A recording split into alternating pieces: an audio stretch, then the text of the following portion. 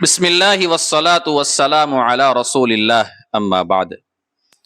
دنیا میں ہر مسلمان کی یہ تمنا ہوتی ہے کہ اللہ رب العزت کی جانب سے مجھے دعاؤں کی قبولیت مل جائے، یعنی میں جو بھی دعا اللہ رب العزت سے کروں اللہ تبارک و تعالی میری اس دعا کو قبول فرما لے، یا اللہ تبارک و تعالی مجھے کوئی ایسی دعا بتا دے، کوئی ایسی دعا سکھا دے کہ اس کے پڑھنے کے بعد میں جب بھی اللہ تبارک و تعالی سے جو بھی دعا کروں اللہ تبارک و تعالی میری اس دعا کو قبول فرما لے۔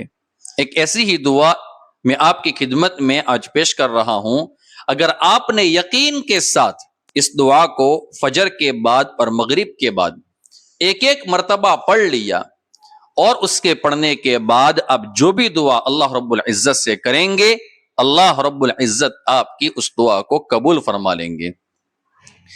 حضرت حسن بصری رحمت اللہ علیہ فرماتے ہیں کہ ایک مرتبہ مجھ سے حضرت سمورہ ابن جندب رضی اللہ تعالیٰ عنہ نے یوں فرمایا کہ میں تم سے ایک ایسی حدیث بیان نہ کروں جو میں نے رسول اکرم صلی اللہ علیہ وسلم سے بار بار سنی ہے۔ اسی طرح حضرت ابو بکر صدیق رضی اللہ تعالی عنہ اور حضرت عمر رضی اللہ تعالی عنہ سے بھی بار بار سنی ہے۔ میں نے کہا ضرور بتائیے۔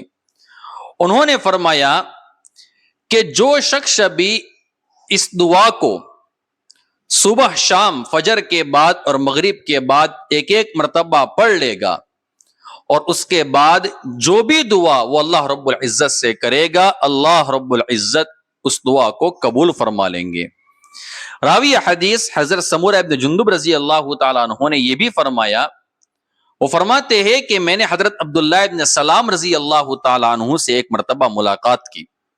حضرت عبداللہ ابن سلام رضی اللہ تعالیٰ عنہ یہ پہلے یہودی تھے اور بعد میں اسلام لا کر صحابی رسول صلی اللہ علیہ وسلم بنے ہیں۔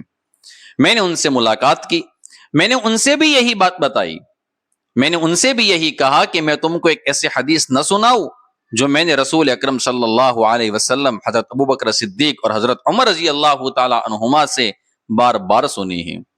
انہوں نے فرمایا کہ ضرور بتا دیجئے۔ پھر میں نے وہی حدیث بیان کی اور وہ دعا بھی ان کو بتائی۔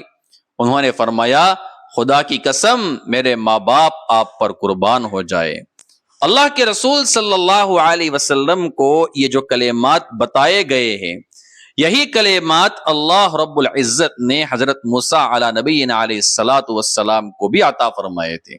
یہی دعا اللہ رب العزت نے حضرت موسیٰ علیہ السلام کو بھی سکھائی تھی، اور حضرت موسیٰ علیہ السلام روزانہ اس دعا کو 7 مرتبہ پڑھتے تھے، 7 ٹائمز، 7 مرتبہ اس کو پڑھتے تھے، اور اس کو پڑھنے کے بعد جو بھی دعا وہ اللہ رب العزت سے کرتے تھے اللہ رب العزت ان کی اس دعا کو قبول فرما دیتے تھے۔